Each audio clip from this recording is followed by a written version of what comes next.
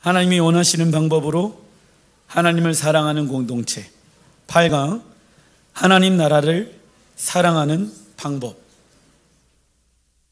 하나님 나라를 우리는 사랑해야 합니다. 무엇을 사랑해야 합니까?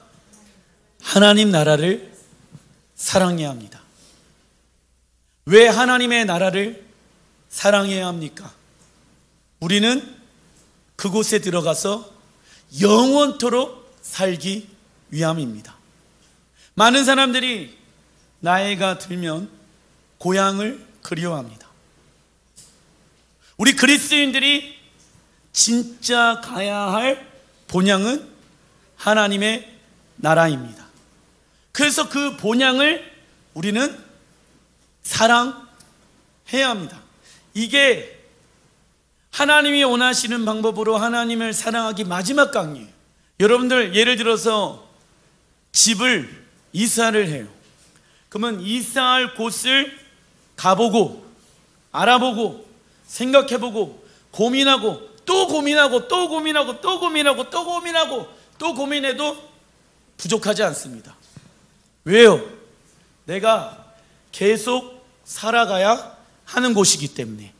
그렇죠? 똑같아요. 왜 하나님의 나라를 사랑해야 하냐면은 우리가 영원토록 살아가야 하는 곳이기 때문에. 하나님을 사랑하는 것을 세상 인본주의 관점 써놔주십시오. 인본주의 관점.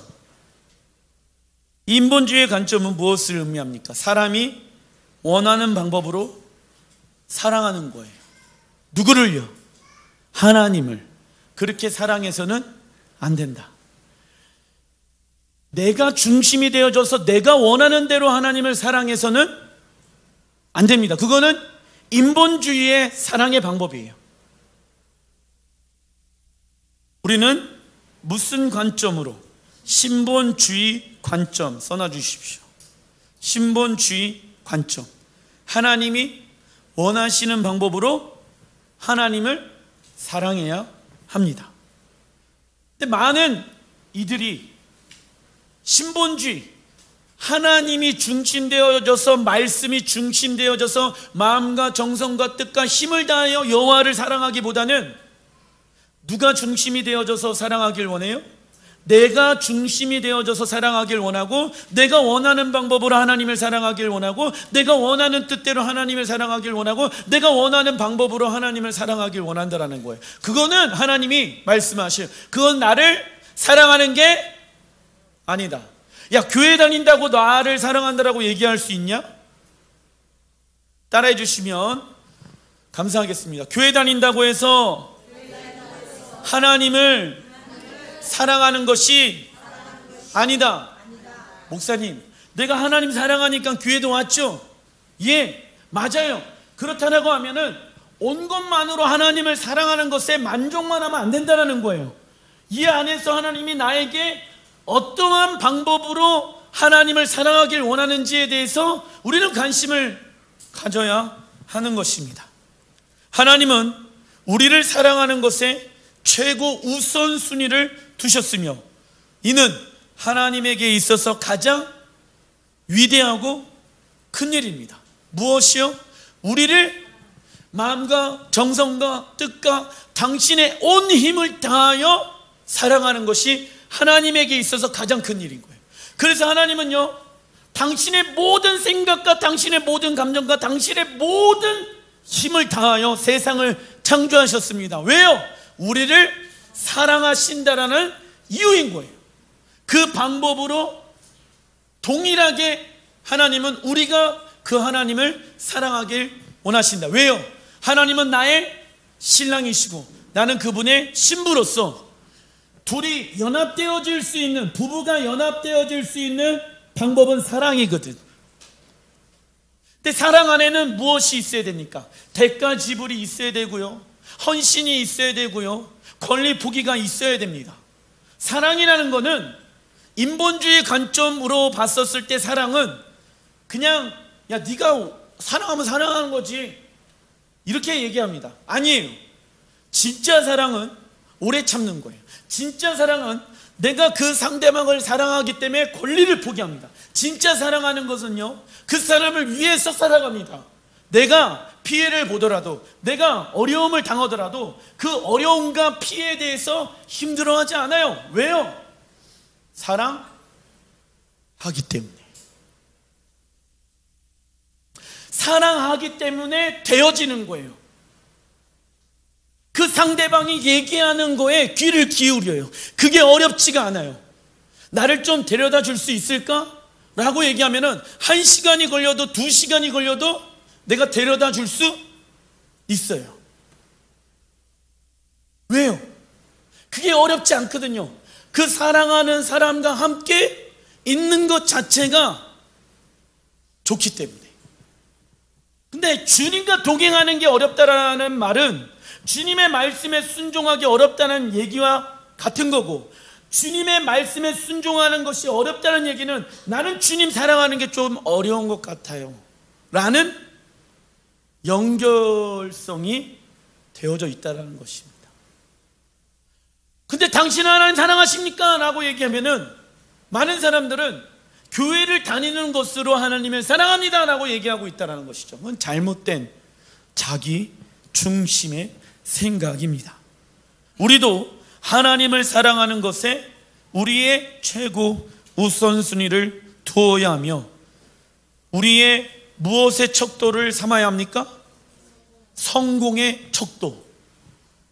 하나님 앞에 딱 쓰면 그 하나님이 말씀하시는 그 성공의 척도가 성공한 사람의 모습이 되어지는 거예요.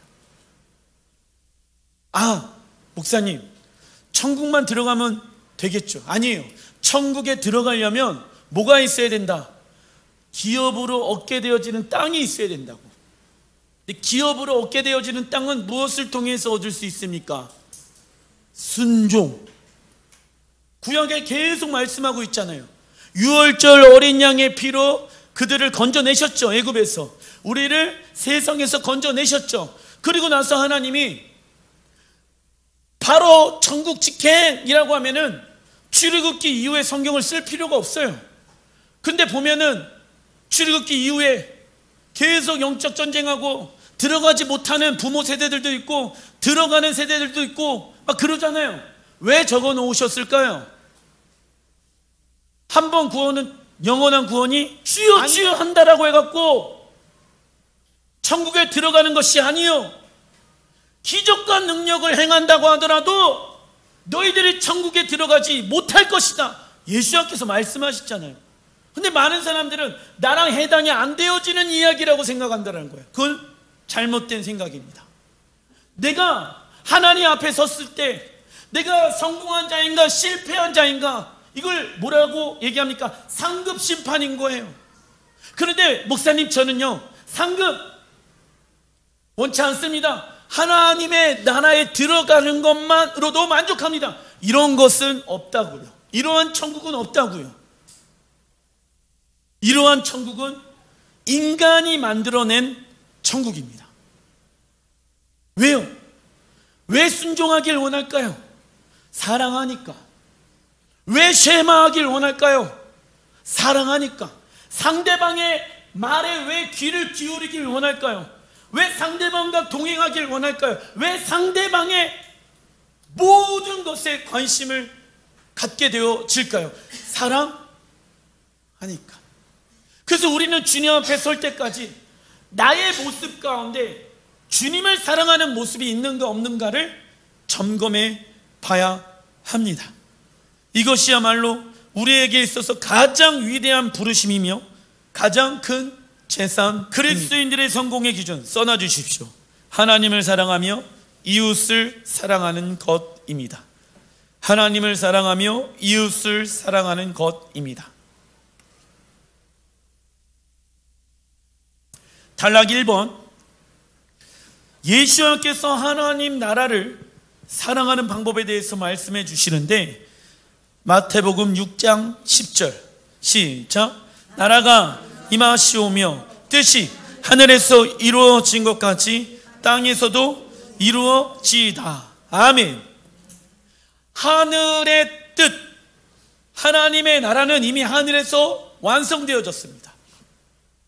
새하늘 새 땅, 새 예루살렘. 근데 주님은요, 그 하늘에서 이루어진 하나님의 나라가 이 땅에도 이루어지기를 원하십니다. 그래서 너희들이 기도할 때 이걸 먼저 기도했으면 좋겠어. 하늘에서 이루어진 뜻이 가정에서, 직장에서, 우리의 삶에 있는 모든 영역에서, 열방에서 하나님의 나라가 이루어지게 해달라고 기도했으면 좋겠어. 왜? 사모하라고요. 사랑하라고. 무엇을? 하나님의 나라를. 너희들의 마음 가운데 본향을 사랑해야 돼. 본향에 관심을 가져야 돼. 본향에 관심이 없으면 본향을 사랑하지 않게 되어지고, 본향을 사랑하지 않게 되어지면 신앙의 길을 잃어버리게 되어진다. 하나님의 나라에 대해서 구체적으로 설명해 놓은 책이 성경책이에요. 성경은 창세기부터 요한계시록까지 계속 뭘 얘기하고 있는지 아십니까? 하나님의 나라예요. 하나님의 나라. 한마디로 얘기한다라고 하면은 왜 예수님께서 이 땅 가운데 오셨습니까? 우리를 하나님의 나라로 인도하시기 위함입니다. 왜 하나님의 에덴 동산을 이 땅에서 만들어 놓으셨습니까? 우리가 그 에덴 동산에서 함께 주님과 거하기 위함입니다. 우리가 왜 이 땅에서, 에덴 동산에서, 이 땅에서 왜 살아갑니까? 앞으로 우리가 살아가야 할 새 예루살렘에서 살기 위해서 이 땅에서 무슨 연습한다? 예행 연습한다. 예수와의 십자가로 인해 구원이 시작된 그리스도인들은 무슨 그림을 가지고 있어야 됩니까? 하나님 나라에 대한 정확한 그림을 가지고 있어야 합니다. 그러나 어떤 이들은 하나님 나라를 사람이 꿈꾸고 바라는 완벽하고 평화로운 사회, 이걸 뭐라고 얘기하는지 아십니까? 써놔주십시오. 유토피아. 이 유토피아의 사상을 누가 만들어 놓은지 아세요? 사람이 만들어 놓은 천국이라는 거예요. 근데 많은 사람들은 사람이 꿈꾸고 바라는 완벽하고 평화로운 사회, 놀고 먹고 일하지 않고 맨날 이러한 곳을 천국이라고 생각합니다. 이거 유토피아의 사상인 거예요. 이 사상은 어떤 소설가가 만들어 놓은 사상이에요. 근데 소설에서 나온 그 사상이 교회 안에 침투되어져서 하나님 나라에 대한, 성경에서 말씀하고 있는 하나님 나라에 대해서는 전혀 관심 없고, 내가 원하는, 꿈꾸고 바라는 완벽하고 평화로운 사회를 원하고 있다는 것입니다. 우리가 살아가는 곳이 아무리 완벽하고 평화로운 사회일지라도 인간 중심 가운데 안에 있는 죄성이 있는 한은 평화로운 나라가 될 수가 없습니다. 이 죄성을 이기기 위해서는 예수와의 십자가의 능력이 필요하고, 예수와께서 통치하고 다스려야지만이 평화롭고 안전한 샬롬의 나라가 임할 수 있습니다. 예루샬롬. 예, 예루샬라임. 샬라임은 샬롬을 얘기하는 거예요. 예루는 도시, 샬롬의 도시, 예루샬라임. 그 샬롬의 평화의 도시를 누가 주길 원하신다고? 하나님이 우리에게. 왜요?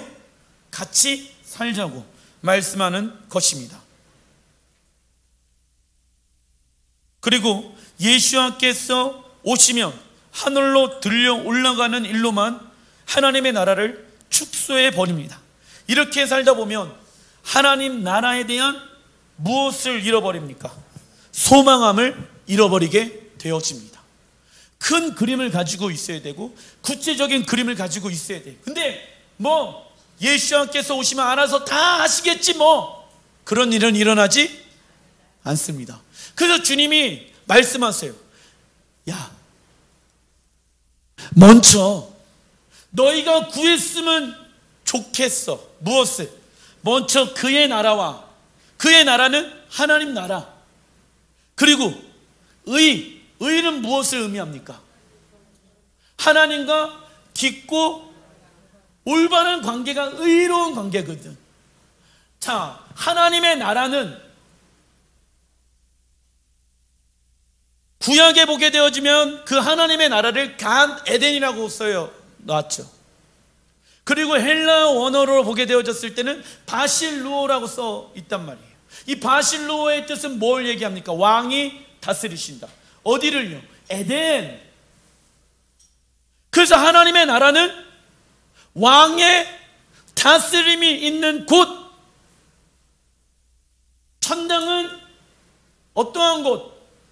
사람이 꿈꾸고 유토피아로 만들어 놓은 곳이 아니라 왕이신 예수와께서 통치하시는 곳. 그곳이 어디다? 천당, 하나님 나라, 예루살렘. 아멘. 우리가 왜 천당에 가길 원합니까? 예수께서 왕으로 통치하는 곳이 천국이기 때문에 그 의의 나라, 그의 나라를 먼저 구해. 그리고 의를 구해. 왜 의를 구하라고 얘기할까요? 너희들이 그분의 나라에 들어가서 날마다 그분과 깊고 올바른 관계를 가질 거니까. 그것은 천국 가서 되어지는 게 아니라 이 땅에서부터 되어져서 들어가는 거야. 할렐루야.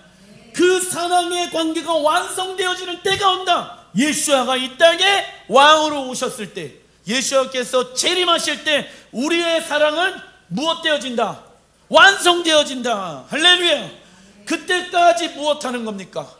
결혼할 때까지, 혼인잔치 할 때까지 사랑하기로 결정하는 거예요. 결혼식을 해야지 사랑의 완성 아니겠습니까? 연애는 사랑의 완성을 위해서 하는 거예요. 우리는 지금 주님과 연애하는 중인 거예요. 무엇으로? 말씀의 순종함으로. 그래서 그의 나라와 의를 구하라. 그리하면 뭐 하신대요? 모든 것을 더해줄게. 다른 거 걱정하지 마. 그래서 우리가 찬양할 때나 뭐 수요일 날이나 금요일 날 다른 찬양 아니에요. 그분의 나라 예루살렘만 찬양해요. 그리고 또 그분의 의, 하나님과 깊고 올바른 사랑의 표현들만 하는 거예요. 왜? 그리하면 하나님이 우리의 가정의 문제를 해결해 주신대. 하나님의 나라를 계속 꿈꾸래. 근데 왜 그런지 아세요? 문제에 집중하면, 내 어려움에 집중하면 하나님의 나라에 대한 소망함을 잃어버려요. 문제에 집중하면 그분과 깊고 올바른 관계를 잃어버려요. 왜? 내 마음이 그 세상에 빼앗기기 때문입니다.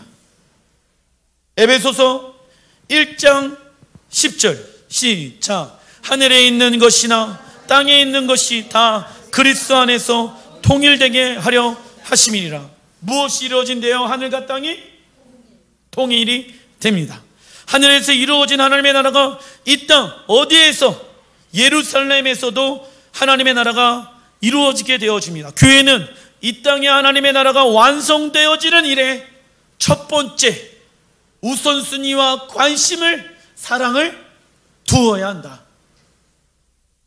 따라해 주시면 감사하겠습니다. 하나님 나라를 사랑하자. 예. 스가랴 8장 3절 시작. 여호와가 이같이 말하노라. 내가 시온에 돌아와 예루살렘 가운데 거하리니 예루살렘은 진리의 성읍이라 일컫겠고 만군의 여호와의 산은 성산이라 일컫게 되리라. 예수께서 시온으로 돌아와 예루살렘 가운데 거하신다라고 말씀해 놓고 계십니다. 왜요? 왕이 거하실 수 있는 왕궁, 보좌가 필요하기 때문에. 그런데 예루살렘은 모든 사람들에게, 열방들에게 예루살렘은 진리의 성읍이라. 진리는 하나밖에 없잖아요.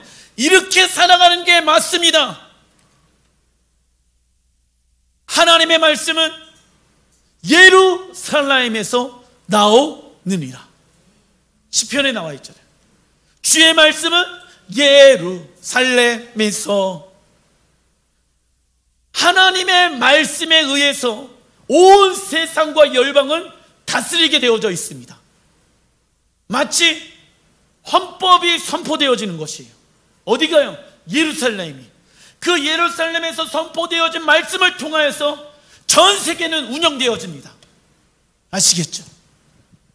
미국의 어떠한 입장의 표현 한마디로 인해서 한 국가에 어려움을 주게 되어지는 것처럼, 한 국가에 또 좋은 점이 되어지는 것처럼 똑같아요. 하나님의 나라가 선포되어짐으로 인해서 열방들이 죽느냐 사느냐가 결정되어진다는 거예요. 그리고 만군의 여호와의 산은 성산, 거룩한 산이라 일컫게 되어진다. 뭡니까? 야, 저곳은 거룩한 곳이다. 아무나 그 산을 향하여 올라갈 수가 없어요. 거룩한 자들만이 올라갈 수가 있습니다.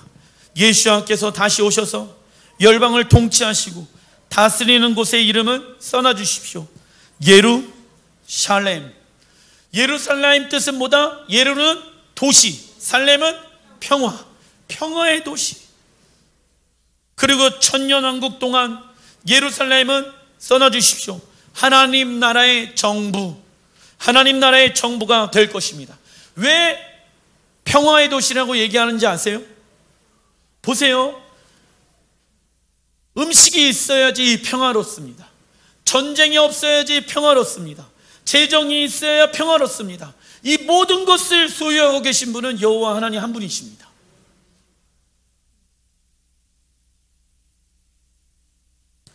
예수와는 제자들이 본 그대로 감난산으로 다시 오시게 될 것이라고 사도행전 1장 11절에 말씀하고 있고, 감난산 동문 쪽인 예루살렘 황금문으로 예수와께서는 입성하실 것입니다. 계시록 21장 10절 시작. 성령으로 나를 데리고 크고 높은 산으로 올라가 하나님께로부터 하늘에서 내려오는 거룩한 성 예루살렘을 보이니. 크고 높은 산으로 올라가. 왜 크고 높은 산으로 만들어집니까? 스가랴에 보게 되어지면은 예수아가 어디에 처음 오신다, 본 그대로 오신다라고 말씀하시니까 감난산에 오셔갖고 큰 지진이 일어난다. 그때 물길이 솟아오르게 되어지는데, 하나는 죽어있는 바다가 살아나게 되어지고, 하나는 지중해로 흘러가서 죽어있는 바다가 물고기가 살아나는 역사가 일어나게 되어지고, 그 물이 닿는 곳마다 살아나는 역사가 일어나게 되어진다라고 스가랴서는 예언하고 있습니다. 그때 예루살렘은 우뚝 서게 되어지는 거예요. 모든 사람들이 수백 킬로미터 밖에서도 다 볼 수 있게끔 그분의 영광과 그분의 아름다움이 있는 곳이 어디이다? 예루살렘. 그래서 제가 여러분들 예루살렘 사진을 걸어놓은 거예요. 시편 122편 6절에 뭐라고 말씀하고 있습니까? 예루살렘을 위하여 평안을 구하라. 예루살렘을 사랑하는 자들은 형통하리로다. 따라해 주시면 감사하겠습니다. 예루살렘을 사랑하는 자는 형통하리로다. 왜 하나님이 이 말씀을 하셨을까요? 그곳이 주님과 함께 우리가 연합되어져서 영원히 사는 곳이기 때문에, 그래서 예루살렘을 사랑하라. 하나님의 나라가 이 땅 가운데 임하게 되어지면 하나님 나라가 정부가 필요합니다. 그리고 왕이신 예수님께서 거하실 수 있는 성전이 필요한데, 그것은 새 예루살렘, 그 위치는 이스라엘 시온산 예루살렘에 세워지게 됩니다. 이는 하나님께서 태초전부터 당신의 보좌를 두시기로 결정한 곳이다. 새 예루살렘은 우리가 하나님과 함께 영원히 거할 집이며 영원한 안식처이다. 영원히 거할 집이에요. 그래서 제가 말씀드렸죠. 샤밧. 샤밧의 뜻은 안식인데, 어디에 갔을 때 진정한 안식이 온다? 그래서 샤밧이라는 것은 아버지의 집으로 돌아간다라는 뜻이 있다고 제가 말씀드렸잖아요. 새 예루살렘은 우리가 하나님과 함께 영원히 거할 집이기 때문에 우리는 그곳에 관심을 가지고 있습니다. 그리고 이 땅은 사라지는 것이 아니라 에덴 동산의 모습으로 회복되어진다. 하나님 나라가 완성되어지면 이때 우리의 구원이 완성되어지는 거예요. 그때까지 우리는 구원을 이루어가는 삶을 살아가야 한다. 마지막 때 예루살렘의 모습. 첫째, 시작. 예수님께서 예루살렘으로 돌아오셔서 그곳에 거하시며 써놔주십시오. 영원히 거하시기로 결정한 장소. 영원히 거하시기로 결정한 장소가 어디이다? 예루살렘. 둘째, 써놔주십시오. 천년왕국 시대. 천년왕국 시대에 하나님 나라의 정부는 어디에서 세워진다? 예루살렘에 세워질 것이다. 셋째, 읽어보겠습니다. 시작. 새하늘과 새 땅이 시작되어지는 날에 새 예루살렘은 지금의 이스라엘 예루살렘으로 내려올 역대상 23장 25절. 시작. 다윗이 이르기를 이스라엘 하나님 여호와께서 평강을 그 백성에게 주시고 예루살렘에 영원히 거하시나니. 써있죠? 영원히 거하신대요. 영원히는 끝이 있다 없다? 없다. 야, 예루살렘에 하나님의 나라의 정부가 임한다고 성경이 어디 써있어? 역대상 23장 25절. 수많은 곳에 그곳에 하나님의 나라가 임하겠다라고 말씀하고 있습니다. 하나님께서 영원토록 예루살렘에 거하셔서 이 말씀을 성취하실 것입니다. 반드시 성취할 거라 저는 믿습니다. 그래서 마지막 때 교회는 예루살렘 앞에 무엇 되어야 합니까? 정렬되어야 합니다. 정렬이란 시작. 하나님의 질서에 복종하는 것이며 이 땅에 하나님 나라를 세우도록 자신을 준비하는 것입니다. 그래서 나의 삶 가운데 하나님의 나라를 세워가는 데 있어서 불필요한 것들을 정렬하라. 감정과 생각들을 십자가 안에서 못 박아라. 이게 정렬인 거예요. 다시 한번 선포해 주시면 감사하겠습니다. 예루살렘을 사랑하는 자는 형통하리로다. 이걸 먼저 예루살렘을 위하여 평안을 구해 예루살렘을 사랑하는 자들은 형통하리로다. 그게 그리스도의 신부가 가져야 될 마지막 하나님의 나라를 사랑하는 이유가 되어지는 것입니다. 스가랴 8장 23절 시작. 그날에는 말이 다른 이방 백성 10명이 유다 사람 하나의 옷자락을 잡을 것이라. 곧 잡고 말하기를 하나님이 너희와 함께 하심을 들었나니 우리가 너희와 함께 가려 하노라 하리라. 이 말씀도 아직 이루어지지 않지만 반드시 이루어진다. 마지막 때 많은 이방인들이 한 명의 유대인의 옷자락을 잡고 간절히 매달리게 되어집니다. 왜요? 스가랴 선지자는 하나님의 구원의 은혜가 유대인들에게 분명하게 나타날 것을 예언하고 있기 때문에. 무슨 얘기냐면 다른 사람들은, 다른 열방들은 다 어려움을 겪고 있는데 하나님의 절대적인 은혜가 이스라엘 유대인들에게 임하게 되어지는 것을 보게 되어진다. 그러면 열방에 있는 교회들이 그제서야 정신을 차려서 한 명의 유대인들을 잡으려고 한다는 거예요. 나랑 연합하자, 나랑 연합하자. 근데 에베소서에 뭐라고 말씀하고 있습니까? 그리스도 예수 안에서 이스라엘과 교회는 한 세 사람이 되어졌다라고 말씀하고 있죠. 우리는 이 말씀이 이루어질 것을 믿기 때문에 이 날이 오기 전에 우리는 그들과 한 세 사람으로 서는 예행 연습을 해야 하는 것입니다. 그들과 붙어 있지 않는다라고 하면은 스가랴 8장 23절에 우리는 피할 수 있는 길을 잃어버리게 되어집니다. 그래서 교회는 이스라엘의 회복을 위해 기도해야 합니다. 그리고 신명기 4장 5절 시작. 내가 나의 하나님 여호와께서 명령하신 대로 규례와 법도와 너희에게 가르쳤나니 이는 너희가 들어가서 기업으로 차지할 땅에서 그대로 행하게 하려 함인지. 나와 있죠? 왜 광야에서, 이 땅에서 너희들이 신앙생활을 해야 하는지 아니? 너희들이 가야 할 천국에서 그대로 행하게 하려 함인지. 나와 있죠.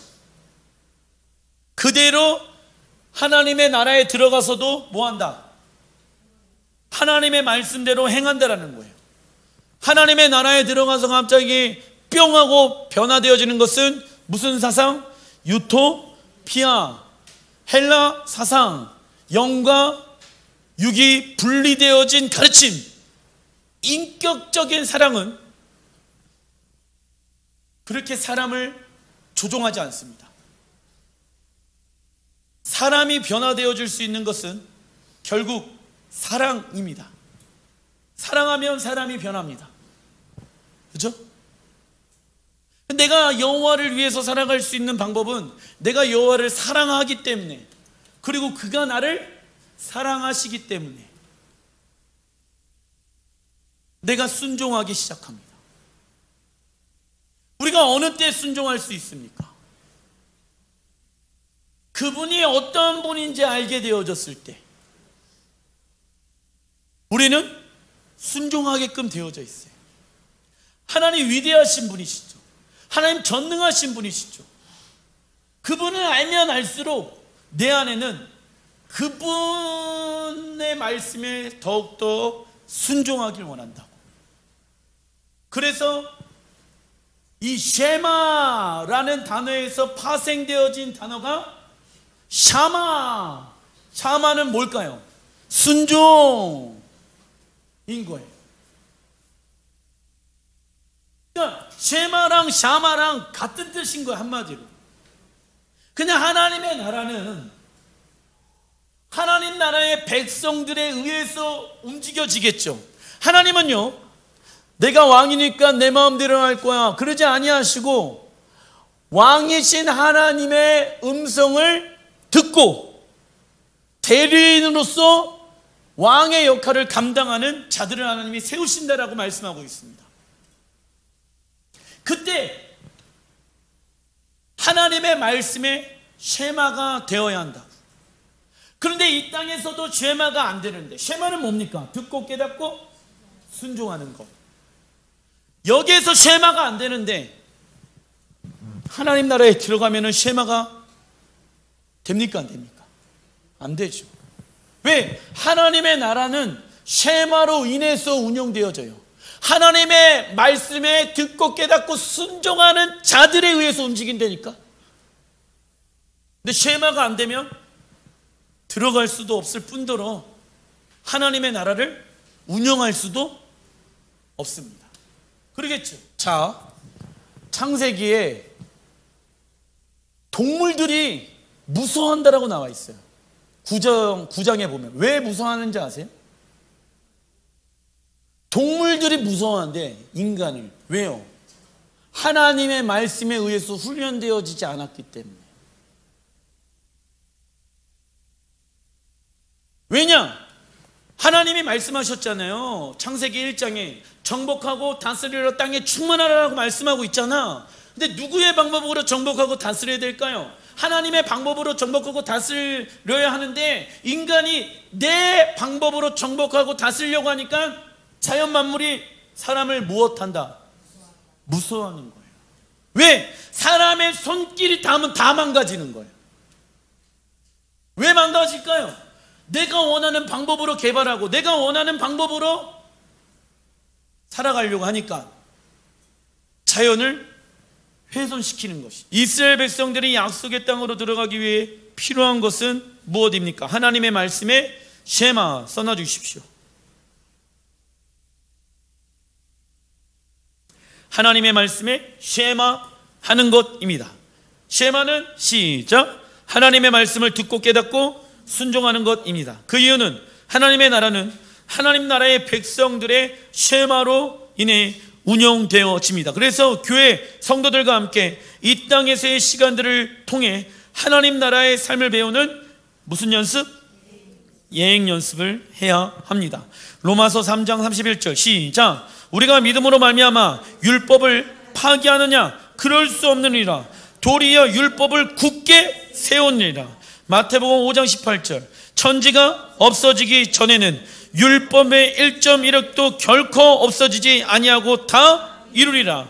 예레미야 31장 36절 시작. 이 법도가 내 앞에서 폐하할진대 이스라엘 자손도 내 앞에서 끊어져서 영원히 나라가 되지 못하리라. 여호와의 말씀이라 나와 있죠.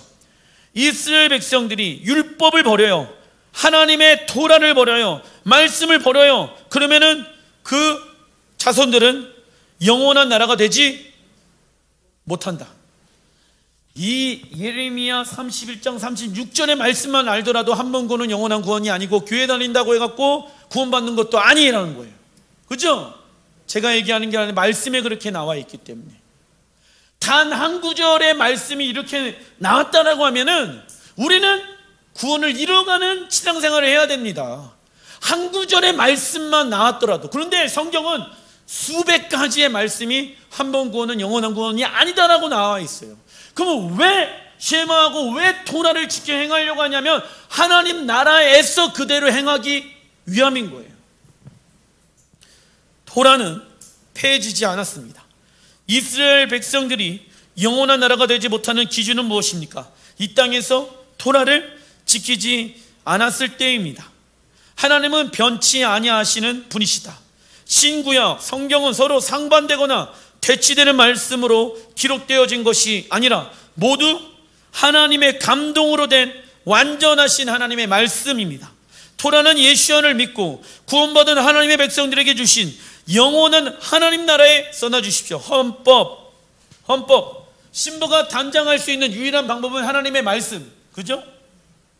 하나님의 말씀을 통하여서 누구의 형상으로 닮아간다?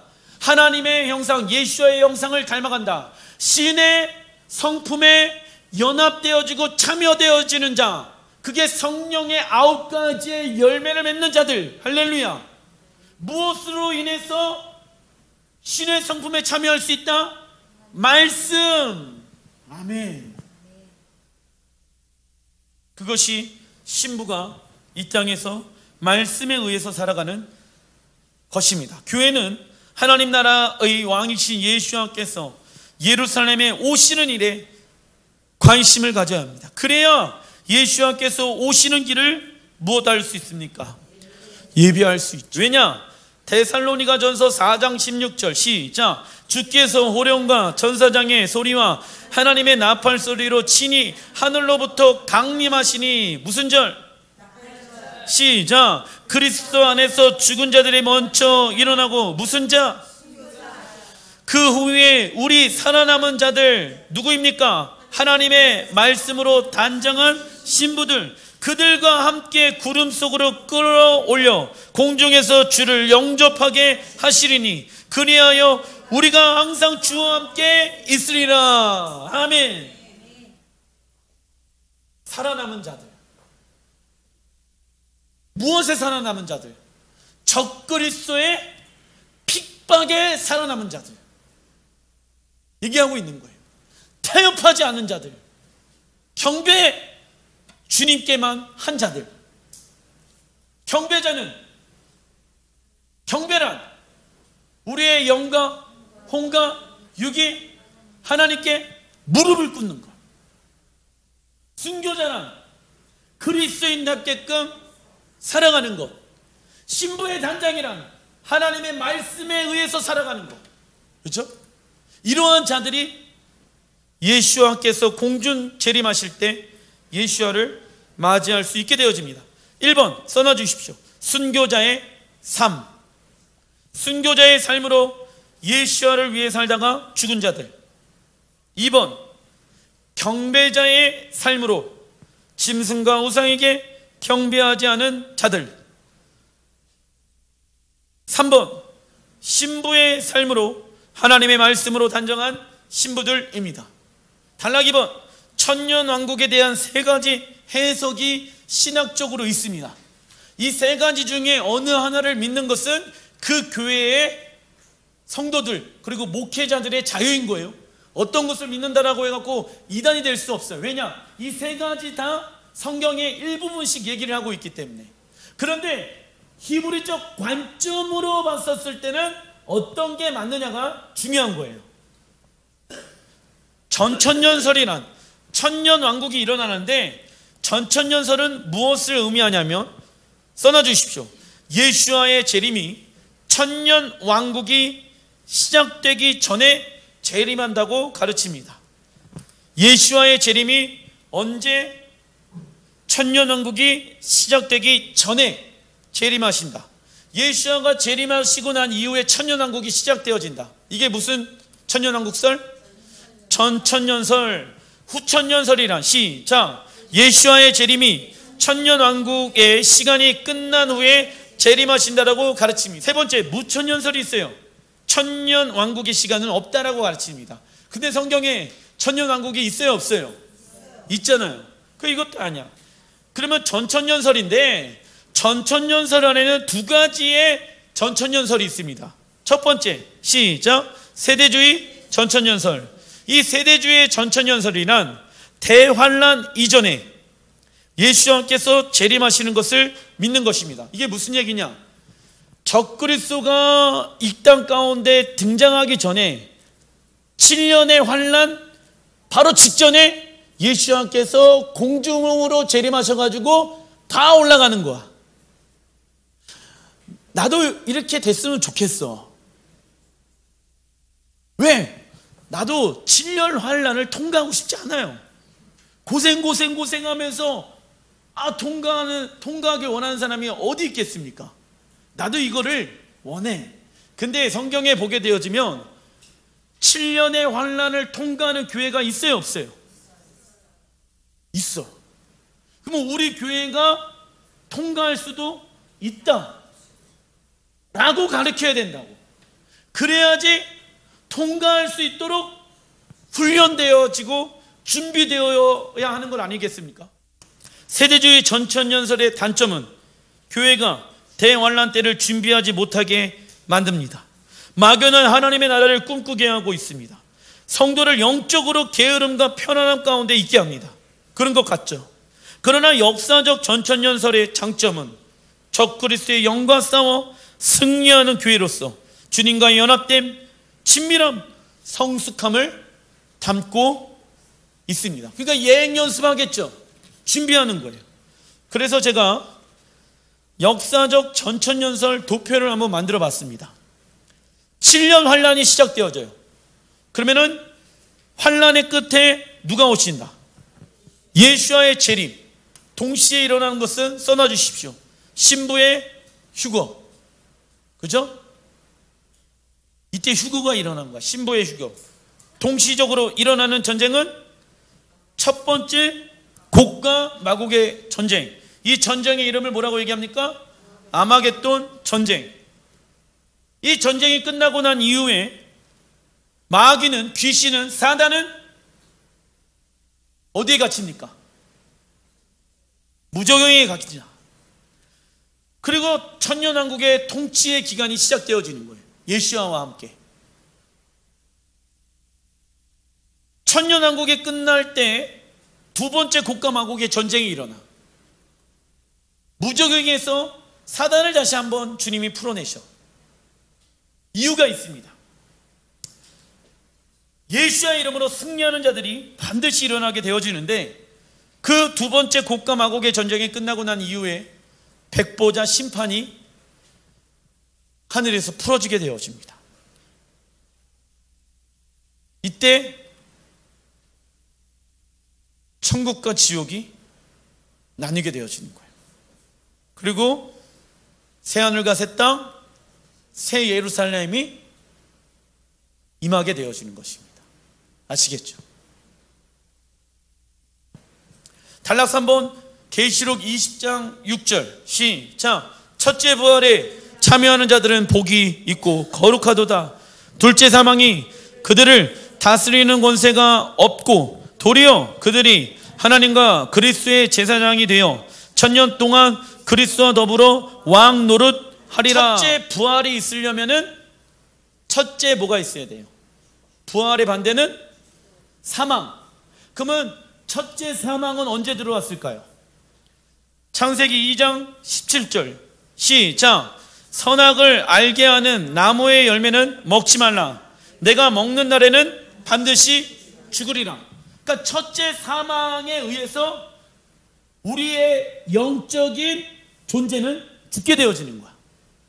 그런데 죄로 말미암아 끊어졌던 하나님의 관계가 예수와의 십자가 사건으로 인해 회복되어지는 것을 저는 첫째 부활로 본다고. 그리스도 안에서 나는 죽었고 주님이 내 안에 부활하셨습니다. 믿으시면 아멘. 우리는 그 첫째 부활에 연합되어진 존재다 라는 것이죠. 로마서 5장 12절부터 21절 시작. 이러므로 한 사람으로 말미암아 죄가 세상에 들어오고 죄로 말미암아 사망이 왔나니 이와 같이 모든 사람이 죄를 지었으므로 사망이 모든 사람에게 이르렀느니라. 이는 죄가 사망 안에서 왕노릇한 것 같이 은혜도 또한 의로 말미암아 왕노릇하여 우리 주 예수 그리스도를 말미암아 영생에 이르게 하려 함이래라. 아담의 죄로 인해 사망이 이 땅에 들어오게 됩니다. 그러나 예수와의 십자가 능력으로 인해서 사망을 이기셨습니다. 그렇다면 첫째 부활 가운데 참여하는 사람들은 누구입니까? 구원이 완성되어질 때까지 예수와의 십자가 사건을 통해 하나님과 인격적인 관계를 맺고 있는 사람들입니다. 그러나 관계라는 것은 한쪽에서 포기한다면 그 관계는 깨어진다. 자, 우리가 믿음으로 말미암아 하나님의 나라, 그것을 구약의 관점으로 보게 되어졌을 때는 에덴 동산에 들어갈 수가 있겠죠. 근데 에덴 동산에 들어가서 우리는 생명나무의 열매만 먹어야 합니다. 동일하게 생명나무의 열매를 먹는 것이란 하나님의 말씀에 순종하는 거야. 그러면 지식을, 선과 악을 알게 하는 지식의 나무를 먹는 것이란 하나님의 말씀에 불순종하는 거야. 그러면 우리가 동일하게 믿음으로 말미암아 구원이 시작되어진 자들은 생명나무의 열매만 먹어야지 하나님과 인격적인 관계가 끊어지지 않는다고. 근데 하나님과 인격적인 관계가 언제 끊어집니까? 선악을 알게 하는 지식의 나무의 열매를 먹게 되어졌을 때, 불순종의 열매를 먹게 되어졌을 때 끊어지게 되어진다. 관계라는 것은 한쪽에서 포기한다면 그 관계는 깨어지는 것입니다. 하나님과의 인격적인 관계를 맺기 위해서는 날마다 십자가에 연합해야 한다. 그렇지 않으면 무엇을 경험할까요? 둘째, 사망을 경험하게 됩니다. 첫째 부활에 연합되어진 자들도 둘째 사망을 경험할 수 있어요. 그럼 둘째 사망은 무엇입니까? 시작. 하나님이 세상을 심판할 때 영원한 멸망을 받는 자, 그게 위에 도표해 보게 되어지면은 어디에 있는 것일까요? 그 백보자 심판. 구원 시작되어졌다고 해가지고 영원한 구원이 아니요, 영원한 생명 안에 들어갈 때까지 우리는 구원을 이뤄가야 합니다. 그죠? 이 해석이 맞는 것 같아요. 제가 봤을 때는. 계시록 2장 4절부터 5절 시작. 그러나 너를 책망할 것이 있나니 너희 처음 사랑을 버렸느니라. 그러므로 어디에서 떨어졌는지를 생각하고 회개하여 처음 행위를 가지라. 오직 내게 이것이 있으니 내가 니골라 당의 행위를 미워하는도다. 나도 이것을 미워하노라. 이기는 그에게는 내가 하나님의 낙원에 있는 생명나무의 열매를 주어 먹게 하리라. 나와 있죠. 이기는 자들에게 뭘 준대요? 하나님의 낙원. 낙원은 어디예요? 에덴. 누구에게? 회개하여서 처음 행위를 가지는 자들에게. 교회가 처음 사랑, 하나님과 인격적인 관계를 버렸다라고 말하죠. 그리고 니골라당의 행위. 니골라당의 행위는 무엇을 의미합니까? 구원을 받았기 때문에 마음대로 살아도 천국에 갈 수 있다는 가르침. 무슨 주의? 영주주의. 영과 혼과 육을 분리시켜 놓은 거죠. 그러나 첫째 부활을 경험한 자들도 뭘 경험할 수 있다? 둘째 사망을 경험할 수 있다. 이것을 경험하지 않기 위해서는 회개하여 처음 행위를 가져야 한다. 그래서 우리의 삶 가운데 날마다 우리 그리스도인들은 회개하는 것을 어려워하면 된다, 안 된다? 안 된다. 당연히 안 되죠. 그런데 회개하는 거를 어려워하는 사람들 누군지 아세요? 하나님과 관계가 멀어진 사람들. 회개하기 싫지. 돌이켜야 되니까. 그러니까는 하나님과의 관계도 연합되어지는 게 아니라 적당한 거리 안에서 하나님도 믿지만 문제는 뭐예요? 세상도 믿는다라는 거예요. 자, 보세요. 하나님을 사랑하는 마음이 99.99999%야. 그런데 세상 사랑하는 사람이 이만큼 0.00001% 있어. 그럼 우리는 99.999% 사랑하니까는 이게 하나님 사랑한다라고 생각하잖아요. 근데 하나님 보시기에는 아니야. 문제는 그거예요. 내가 봤을 때가 아니라 하나님 보셨을 때 이것은 온전한 사랑이냐 사랑이 아니냐. 그래서 처음 행위란 써놔 주십시오. 하나님의 사랑을 처음 경험했을 때 나타나는 순종의 모습. 처음 행위 안에만 머물러 있으면 안 됩니다. 하나님과 더 깊은 친밀한 관계를 가져야 하며 하나님을 알면 알수록 우리의 삶을 드리게 되어진다. 이는 하나님을 사랑하는 것은 하나님의 말씀에 순종하는 것과 연결되어진 것을 말씀하고 있습니다. 그죠? 순종, 히브리 원어로 샤마, 샤마에서 나와 있는, 샤마는 어디에서 파생되어졌다? 쉐마. 그죠? 쉐마, 듣고 깨닫고 순종하는 거. 하나님이 어떤 분인지 알면 알수록 무엇이 자라난다? 믿음이 자라난다. 계시록 2장 19절 시작. 내가 내 사업과 사랑과 믿음과 섬김과 인내를 아노니 내 나중행위가 처음 것보다 많도다. 자, 우선 사업은 사역을 얘기해요. 사랑과 믿음과 섬김과 인내를 안돼. 왜? 사랑하니까. 그런데 내 나중행위가 처음 것보다 많다. 너는 신앙이 지나면 지날수록 계속 성장하고 있다. 이 얘기하고 있는 거예요. 다만 너희에게 있는 것을 내가 올 때까지 굳게 잡으라. 그럼 올 때까지 뭐 해야 된다?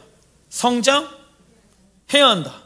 이기는 자와 끝까지 내 일을 지키는 그에게 만국을 다스리는 권세를 주리니. 왜 하나님의 나라를 사랑하라고 말씀하고 있습니까? 내가 너희와 함께 그곳에서 거하고 살기 위함이다. 그래서 나중 행위란 써놔 주십시오. 하나님을 향한 사랑이 점점 더 성장하고, 하나님을 향한 사랑이 점점 더 성장하고 성숙한 순종의 모습입니다. 하나님을 향한 사랑이 점점 더 성장하고 성숙한 순종의 모습입니다. 우리는 날마다 그리스도 예수 안에서 자라나야 한다. 주님의 신부들은 자신들의 장애물들을 예수의 이름으로 뛰어넘으며 또 다른 장애물들을 정복하기 위해 살아갑니다. 세상의 방향에서 하나님의 나라의 방향으로 삶의 방향을 우리는 돌려야 합니다. 그리고 예수와께서 오실 때 천년왕국 시대에 우리는 예수와 함께 만국을 다스리는 자가 될 것입니다. 말씀을 마무리 짓겠습니다. 이 날이 올 때까지 우리는 실족하지 말아야 합니다. 신앙생활 하다 보면은 테스트가 와요. 실족할 때가 와요. 누구나 다 와요. 그러나 그때 멈춰 있으면 안 됩니다. 계속 하나님의 나라를 사랑하고 꿈꾸고 사모하는 여러분들 되시길 주님의 이름으로 축원드립니다. 기도하겠습니다.